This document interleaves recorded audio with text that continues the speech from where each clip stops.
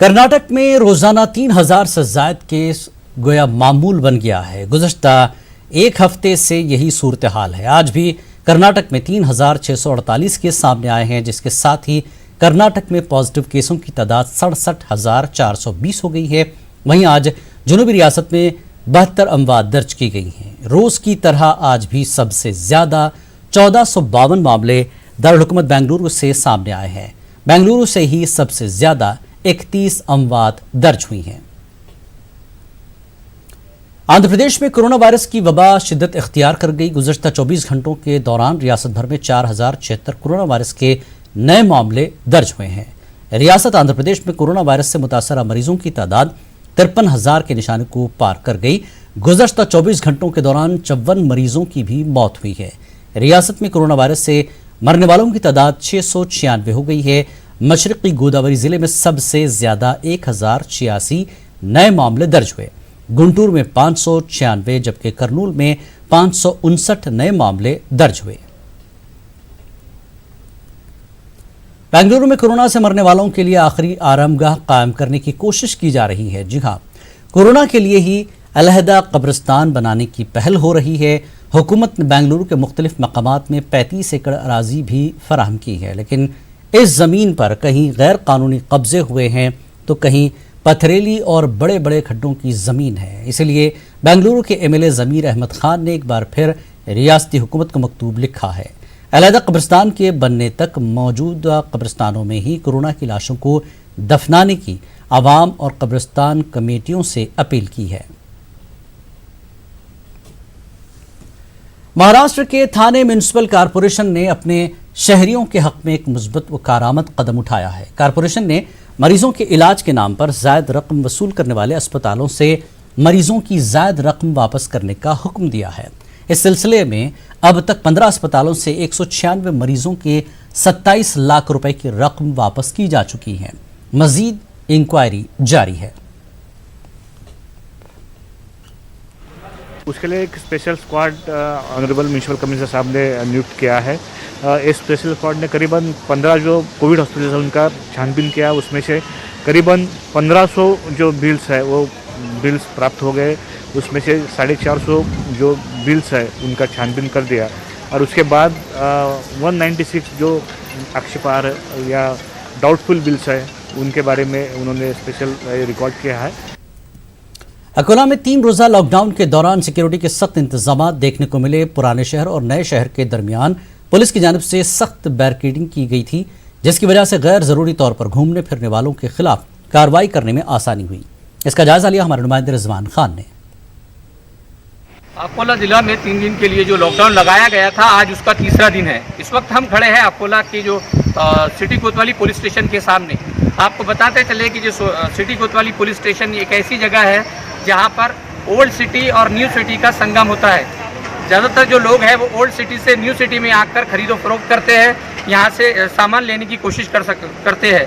लेकिन लॉकडाउन की वजह से पुलिस ने पूरी तरह से दोनों एरिया को बैरिकेड किया हुआ है, दोनों एरिया को पूरी तरह से सील किया हुआ है। सिर्फ जो ज़रूरत के लिए जिन लोगों को ज़रूरत है वही लोग बाहर निकल सकते हैं और वही लोग जो है तो साजो सामान के लिए बाहर निकल कर अपना काम पुलिस को बता सकते हैं। ऐसे में कुछ लोग ऐसे हैं जो गैर ज़रूरी तौर पर बाहर निकलने की कोशिश कर रहे हैं, तो पुलिस की जानिब से उनके खिलाफ सख्त कार्रवाई की जा रही है। आप देख सकते हैं ये जो बड़ा पुल का इलाका है, यहाँ से ओल्ड सिटी स्टार्ट होता है। वहीं पे अगर हम बात करें इस साइड की, तो इस साइड में पूरा न्यू एरिया यहाँ से शुरू होता है। तो पूरी तरह से जो है तो बैरिकेड किया गया है इस इलाके को भी। और ये जो रास्ता है वो आकोटफैल का जो इलाका है उधर जाता है, तो इस इलाके को भी सील करने की पूरी कोशिश की गई है। तो आप देख सकते हैं कि जो लॉकडाउन को है पूरी तरह से कामयाब बनाने की यहाँ पर कोशिश की जा रही है, चाहे वो फिर पुलिस प्रशासन हो या फिर म्यूनिसिपल कॉरपोरेशन के एम्प्लॉयज़ हो, अफसरान हो, या फिर ज़िला कलेक्टर की तरफ से जो भी अधिकारी ज़मीनी सतह पर निकलकर इस लॉकडाउन को कामयाब बनाने की कोशिश कर रहे हैं। उम्मीद की जानी चाहिए कि गवर्नमेंट की तरफ से लिए गए इन 3 रोज़ा लॉकडाउन का जो फैसला था वो कोरोना की कमर तोड़ने में पूरी तरह से कामयाब होगा। न्यूज़ 18 उर्दू के लिए अकोला से कैमरामैन यूसुफ शेख के साथ रिजवान खान।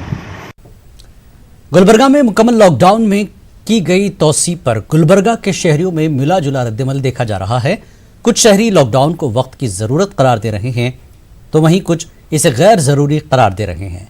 गुलबर्गा में 14 जुलाई से लॉकडाउन नाफिज है। पहले इसे 20 जुलाई तक निफाज का ऐलान किया गया था, ताहम गुज़श्ता शब गुलबर्गा डिप्टी कमिश्नर ने इसमें 27 जुलाई तक तोसी का ऐलान कर दिया। डिप्टी कमिश्नर के मुताबिक ज़िले में कोरोना के बढ़ते केसों के पेश नज़र लॉकडाउन में तोसी की गई है। 14 जुलाई से 29 जुलाई तक गुलबर्गा में 550 से ज़ायद केस सामने आए हैं। लॉकडाउन में मजीद एक हफ्ते की तोसी के पेश नज़र कुछ छूट दी गई है। सुबह 6 बजे से दोपहर 2 बजे तक दुकानें खुली रखने की इजाज़त है, जिसके पेश नज़र दोपहर 2 बजे तक कई एक दुकानें खुली रहीं और सड़कों पर ट्रैफिक भी मामूल के मुताबिक रहा। नहीं है मेरे ख्याल से, इससे ज़्यादा उन कंसंट्रेशन टू द हॉस्पिटल करना, उन्होंने ट्रीटमेंट के बारे में सोचना, उनके जो रिक्वायरमेंट है उसके बारे में सोचना हॉस्पिटल में से, ये जो waste of time and waste of energy to the police and other department. Thank you. तो लॉकडाउन नहीं होना चाहिए? नहीं होना तो आप ज़्यादा टेस्ट कराइए और टेस्ट करेक्ट कराइए। ज़्यादा बढ़ रहा है ना अभी। रोज़ का रिपोर्ट ज़्यादा ही आ रहा है, कुछ कम आया ही नहीं। कल परसों कुछ सवा जो कुछ तो आया है ना, अभी ज़्यादा ही हो रहा है। उसकी वजह से तो ठीक है बढ़ा हो, और भी बढ़ाएगा तो भी अच्छा ही है, अपने जान के लिए अच्छा है ना। बिल्कुल होना चाहिए था सर। मैं तो मानता हूँ कि जितना ज़्यादा लॉकडाउन रहेगा उतना कोरोना कंट्रोल में रहेगा। अब समझ लो, अगर तुम अभी लॉकडाउन नहीं रख के अगर चालू कर दिया मार्केट फिर से, तो लोगों का गैदरिंग वगैरह ज़्यादा हो जाता। तो जितना लोगों का गैदरिंग ज़्यादा होता उतना कोरोना पॉसिबिलिटी है कि ज़्यादा से ज़्यादा फैलेगा। बिल्कुल होना चाहिए था। हम लॉकडाउन ये कोरोना को खलास तो नहीं कर सकते, बट इसका स्पीड जो है हम उसको कम कर सकते हैं। तो मेरे हिसाब से लॉकडाउन एक्सटेंड हुआ बहुत अच्छा हुआ है, क्योंकि आगे जो नागपंचमी है, बकरीद है, इसमें वापस भीड़ होने की ज़्यादा पॉसिबिलिटीज़ थी। वो डेली उनका तो पूरा खाना पीना मजदूरी बंद हो जा रहा, और जो उनके संघ है, फाइनेंसेस है, इधर उधर से पैसा उठाए वाले हैं सब लोग, उनको बहुत प्रॉब्लम हो रही है। फाइनेंस वाले कुछ रुक रही है, तो इसके लिए पूरी छूट भी देनी नहीं चाहिए और पूरा लॉकडाउन भी नहीं करना चाहिए।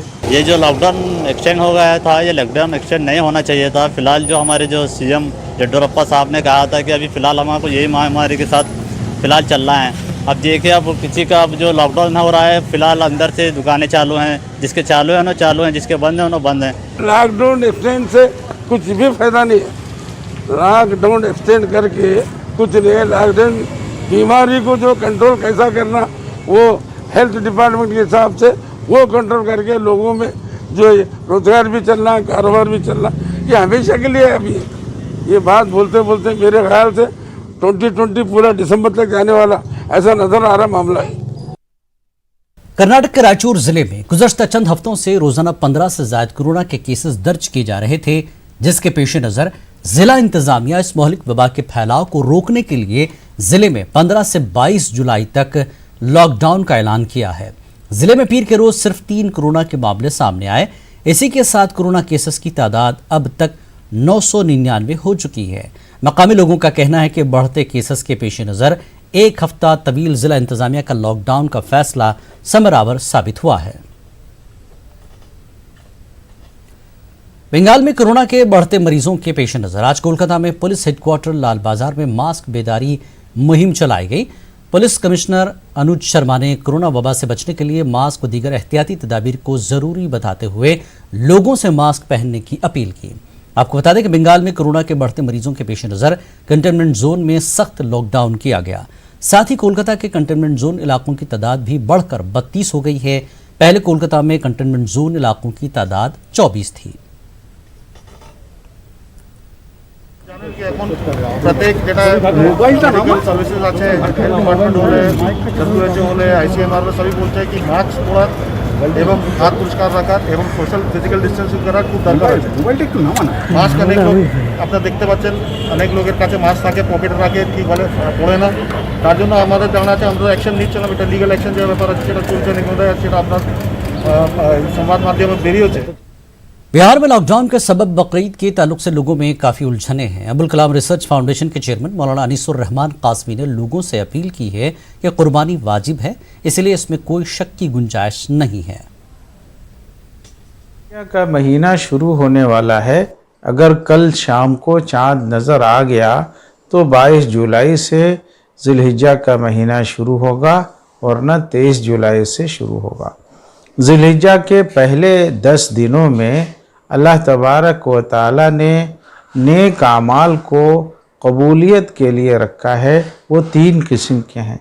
पहला कि जिलहिज्जा शुरू होते ही जिन लोगों पे कुर्बानी वाजिब होती है, बेहतर यह है कि वो अपने नाखून और बाल को 10 दिनों में कुर्बानी से पहले न काटें।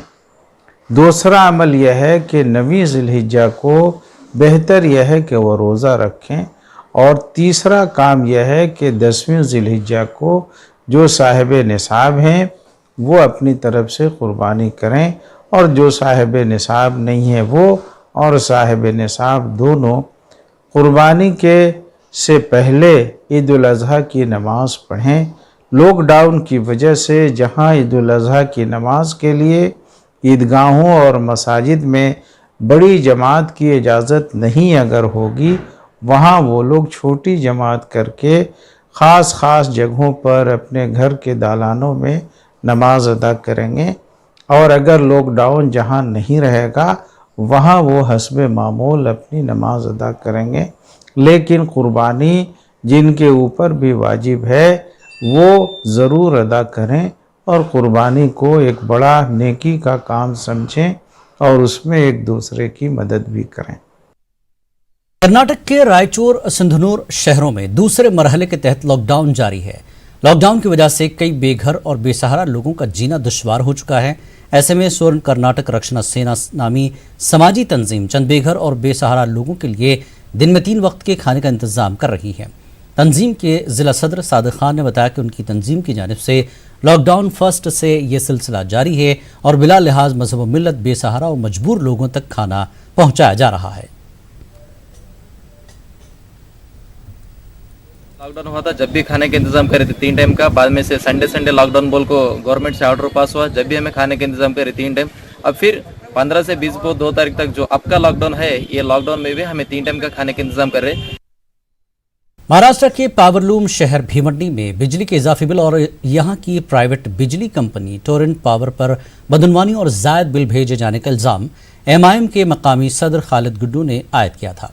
साथ ही उन्होंने मुतालबा किया था कि लॉकडाउन के सबब सनतें व पावरलूम बंद हैं, लिहाजा बिजली बिल माफ़ किया जाए। लेकिन ऐसा न होने पर आज उन्होंने भिवंडी से मुंबई में रियासती वज़ीर आला उद्धव ठाकरे की रिहायशगाह मातोश्री तक बाइक रैली निकालने का ऐलान किया था। CM उद्धव ठाकरे के बंगला मातोश्री तक बाइक रैली निकालने का ऐलान किया, लेकिन भिवंडी पुलिस ने उन्हें मजलिस के दीगर कारकुनान को भिवंडी में ही हिरासत में लेकर रैली को नाकाम बना दिया।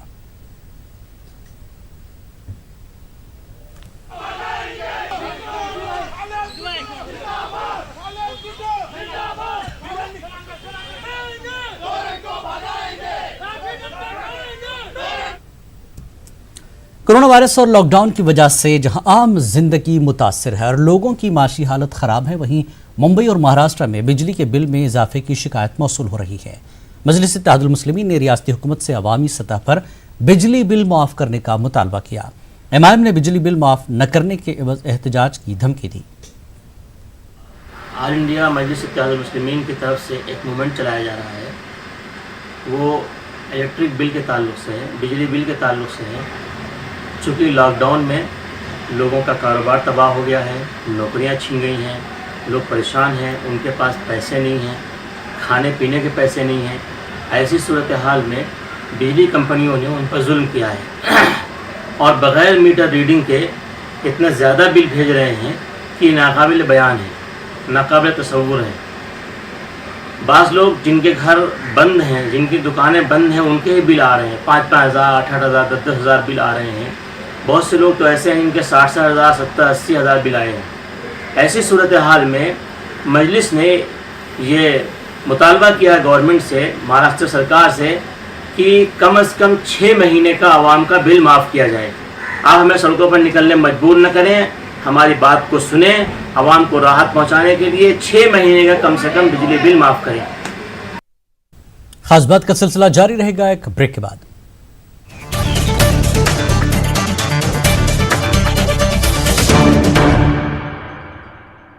आप अपनी फैमिली की खुशी के लिए सब कुछ करते हैं, लेकिन टर्म लाइफ इंश्योरेंस ना लेकर आप उनके फ्यूचर को India's largest news network, News 18 Network.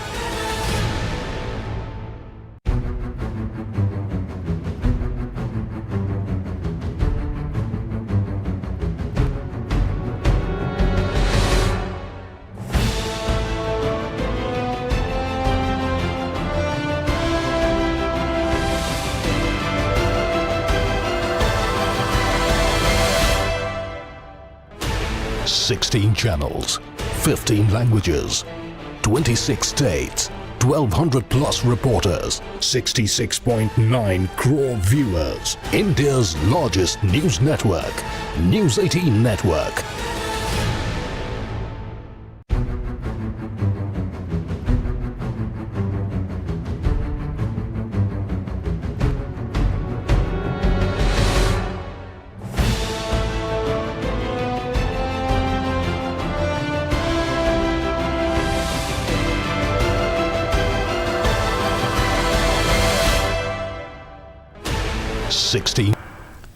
UP Shia Waqf board के साबिक चेयरमैन वसीम रिजवी की गिरफ्तारी के मुतालबे में शिद्दत आती जा रही है। वसीम रिजवी पर वक्फ की जायदाद फरोख्त करने के मामले में रियासत के कई शहरों में एफआईआर दर्ज है। इस सिलसिले में मरकजी वक्फ काउंसिल की जांच रिपोर्ट भी वसीम रिजवी के खिलाफ है। औकाफ के तहफ़्फ़ुज़ के लिए तहरीक चलाने वाले कारकुनों का मुतालबा है कि वसीम रिजवी के खिलाफ कानूनी कार्रवाई की जाए। उनका कहना है कि अगर वसीम रिजवी को गिरफ्तार न किया गया तो उनके खिलाफ मुहिम चलाई जाएगी। वसीम रिजवी पर इलाहाबाद का तारीखी इमामबाड़ा गुलाम हैदर को मुनज़्ज़म कराने और उस पर तजारती कॉम्प्लेक्स बनाने का भी इल्ज़ाम है। ख्याल रहे कि शिया वक्फ बोर्ड के चेयरमैन रहते हुए वसीम रिजवी अपने मुतनाज़ा बयानों की वजह से काफ़ी सुर्खियों में रहे हैं।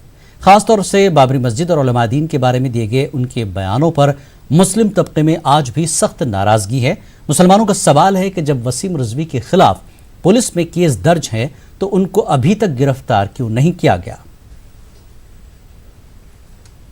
सीबीआई इंक्वायरी का रिकमेंडेशन हुआ, सेंट्रल वक्फ काउंसिल की इंक्वायरी का उसने मान लिया, डिस्ट्रिक्ट एडमिनिस्ट्रेशन ने अपनी कमेटी, तो हर तरफ से ये साबित हो गया कि इसने प्लेस ऑफ वर्शिप को बुलडोज करवाया है।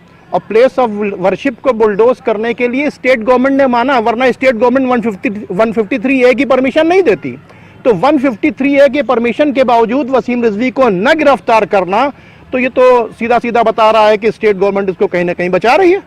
इस वक्त जबकि तमाम वसीम रिजवी के ऊपर तमाम बहुत से चार्जेस हैं, तमाम कई शहरों में उनके ख़िलाफ़ जो है गबन और भ्रष्टाचार और तमाम वक्फ की ज़मीनों को बेचने और तमाम कई मामलात में रकम को हड़पने के इल्ज़ामात हैं। उनकी सीबीआई इंक्वायरी भी चल रही है।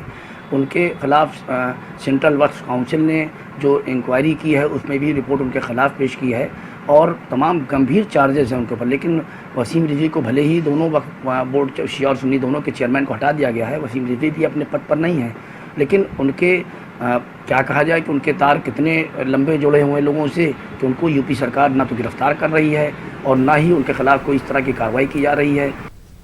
अलीगढ़ मुस्लिम यूनिवर्सिटी की तालिबा को हिजाब पहनाने की धमकी के मामले में पुलिस ने मुलजिम तालिबे इल्म रहबर दानिश की गिरफ्तारी के लिए 2 टीमें बिहार रवाना की हैं। Circle officer civil line Anil Samania ने मीडिया को बताया कि मज़कूरा मामले में हम मुसलसल काम कर रहे हैं। एएमयू बंद है, ऐसे में तालिबे इल्म की लोकेशन बिहार आई है, जिसके बाद हमने इसको गिरफ्तार करने के लिए 2 टीमें तश्कील दी हैं जो मुसलसल काम कर रही हैं। उन्होंने बताया कि मज़कूरा मामले में पुलिस की जानिब से एक ख़त एएमयू इंतज़ामिया को भी लिखा गया है। 92/20 धारा 5456 67 एक्ट का थाना सिविल लाइन पर पंजीकृत हुआ है, जिसकी विवेचना की जा रही है। इसमें जो अभियुक्त है रहबर दानिश, ये एएमयू का स्टूडेंट है और ये रहने वाला बिहार का है। क्योंकि एएमयू बंद चल रहा है और ये स्टूडेंट इस समय बिहार में है, इसकी लोकेशन बिहार आई है, तो हमारी 2 टीमें इसमें काम कर रही है और जल्दी गिरफ्तारी करके इसमें आवश्यक कार्रवाई की जाएगी। भारतीय जनता पार्टी के अलीगढ़ से मेंबर असेंबली अनिल पराशर ने आज एएमयू मामले में मीडिया से बात करते हुए एक मरतबा फिर मुतनाज़ा बयान दिया। मेंबर असेंबली ने एएमयू को दहशतगर्द नज़रियात ज़दा करार दिया। अनिल पराशर ने हिजाब मामले पर कहा कि पुलिस और यूनिवर्सिटी इंतज़ामिया को सख्त कार्रवाई करनी चाहिए। उन्होंने कहा कि मजहब के नाम पर एएमयू में खामोश जंग चल रही है, जिसे किसी भी कीमत पर बर्दाश्त नहीं किया जाएगा। किसी व्यक्ति के रहन सहन के बारे में, उसके संस्कारों के बारे में कोई भी अतिक्रमण करने का अधिकार नहीं है और इसमें मैं समझता हूँ एएमयू प्रशासन को और अलीगढ़ प्रशासन को कड़ी से कड़ी कार्रवाई ऐसे तत्वों के खिलाफ करनी चाहिए जो आतंकवादी मानसिकता से ग्रस्त होकर इस तरह का माहौल एएमयू का बनाने का प्रयास कर रहे हैं। ये कतई बर्दाश्त नहीं होगा। एएमयू की गैर मुस्लिम तालिबा को हिजाब पहनाने की धमकी देने के मामले पर सियासत भी मुसलसल जारी है। आज बीजेपी खवातीन सेल महावीरगंज मंडल अलीगढ़ की सेक्रेटरी रूबी आसिफ खान ने AMU vice chancellor professor Tariq Mansoor को चूड़ियां रवाना की हैं। उन्होंने कहा कि कई दिन गुजर जाने के बाद भी अभी तक तालिबा को इंसाफ नहीं मिला है। अगर जल्द ही इंसाफ नहीं मिला तो हम खुद इसे कैंपस से बाहर खींचकर गिरफ्तार कराएंगे। उन्होंने कहा कि जिस जहनीत की अक्कासी एएमयू में हुई है वो हिंदुस्तान के नज़रियात नहीं हो सकते। अगर वाइस चांसलर इंसाफ दिलाने में नाकाम हैं तो हमारी भेजी हुई चूड़ियां पहन लें। जो पत्र लिखा है वो एएमयू के बीसी को लिखा है और उसमें मैंने अपनी चूड़ियाँ भेजी हैं। चूड़ियाँ क्यों भेजी हैं? चूड़ियाँ इसलिए भेजी हैं कि एक बहन को हिजाब पहनाने की जो धमकी दी है वो उस पर कार्रवाई करें, सख्त से सख्त। नहीं उनकी समझ में आती है कोई बात तो हमें अच्छे से समझाना आता है। यूपी मदरसा बोर्ड के जरिए मदारिस को ऑनलाइन क्लासेस के अहकाम जारी करने के बाद मदरसा मुंतजमीन के सामने असातिज़ा की ट्रेनिंग का मसला पैदा हो गया। ज़्यादातर मदारिस ने व्हाट्सएप के जरिए ऑनलाइन क्लासेस का सिलसिला शुरू तो किया लेकिन ये ज़्यादा कारगर साबित नहीं हुआ। इन हालात में ऑनलाइन तालीम की अहमियत को समझते हुए मेरठ के मनसबिया अरबी कॉलेज के असातिज़ा ने पहले यूट्यूब के जरिए खुद जानकारी हासिल की और ऑनलाइन टीचिंग सिस्टम की तमाम बारीकियों को समझा और अब ऑनलाइन यूट्यूब चैनल पर लेक्चर अपलोड करके तालिब इल्मों को भी तालीम दे रहे हैं। एक तो एंड्रॉयड मोबाइल की ज़रूरत है या एक अच्छा लैपटॉप या डेस्कटॉप चाहिए। इसके अलावा एक साथ में जो बहुत ज़रूरी है वो एक इंटरनेट कनेक्शन भी चाहिए। और मदरसों के अंदर आने वाले अक्सर लड़कों का ताल्लुक जो है वो बहुत ही देहात से है और गांव से है, तो जहां तमाम फैसिलिटीज़ मुहैया ना हो वहाँ कैसे किया जाए। तो अब वो बहुत सारी प्रॉब्लम्स सामने खड़ी हैं, उनसे लड़ना भी है और अपने ज़रिए तालीम को भी आगे लेके आना है। हम बच्चों का भी मध्य प्रदेश में ओबीसी रिजर्वेशन के मामले में कांग्रेस ने बीजेपी हुकूमत को घेरने की कोशिश शुरू कर दी है। 27% ओबीसी रिजर्वेशन को लेकर मामला जबलपुर हाईकोर्ट में जेर समाअत है।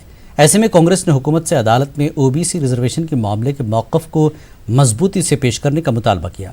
वाज़ेह है कि मध्य प्रदेश में ओबीसी रिजर्वेशन को 14% से बढ़ाकर 27% करने का फैसला कमलनाथ हुकूमत ने किया था। हालांकि हाई कोर्ट ने मामले पर समाअत करते हुए रियासत में बढ़ाए गए ओबीसी रिजर्वेशन पर रोक के फैसले को बरकरार रखा है। मामले की अगली समाअत 18 अगस्त को होगी। संशोधन करते हुए ये भावना बनाई कि जिसको आवश्यकता है, जो गरीब व्यक्ति है, आरक्षण की व्यवस्था सामाजिक न्याय के सिद्धांत को प्रतिपादित करती है, तो हर वर्ग के आरक्षण का प्रावधान संविधान में है। मध्य प्रदेश में चूँकि 54% पिछड़े वर्ग के हमारे रहवासी रहते हैं, खेतीहर रहते हैं और ग्रामीण परिवेश में ज़्यादा निवास करते हैं। ऐसे में उनको सामाजिक न्याय के सिद्धांत से जोड़ा जाए, आर्थिक उनको संपन्नता, सामाजिक तौर पर सरकारी नौकरी और एजुकेशन के सेक्टर में उनको मदद कमलनाथ जी की सरकार की मंशा थी। कमलनाथ जी की व्यक्तिगत भी इसमें बहुत पॉजिटिविटी से भावना थी। तो हमारा मानना है कि सरकार ने उस पर गंभीरता से आज की सरकार ने काम करना चाहिए। मध्य प्रदेश में इक़्तिदार को लेकर बीजेपी और कांग्रेस के बीच ज़बानी जंग जारी है। साबिक़ सीएम कमलनाथ के जरिए अगली मीटिंग राजभवन में किए जाने के ऐलान को बीजेपी ने मज़हक़ खेज़ बताया। वज़ीर दाखिला डॉक्टर नरोत्तम मिश्रा कहते हैं कि कांग्रेस ऐसा इसलिए कह रही है ताकि उसके और लीडर दूसरी पार्टी का दामन न थामे और भरम में आ जाए, लेकिन कांग्रेस के लीडर कमलनाथ के भरम में अब नहीं आने वाले। कोरोना अकोला के मुर्तज़ापुर में कार और ट्रक के दरमियान हुई टक्कर में 4 अफराद हलाक और 3 शदीद जख्मी हो गए हैं। जख्मियों को अकोला के एक निजी अस्पताल में दाखिल किया गया। मरने वालों में 2 मासूम बच्चों समेत एक मर्द और एक खातून शामिल है। 4 लोगों की मौत हो जाने से पूरे इलाके में खौफ व हिरास का माहौल है।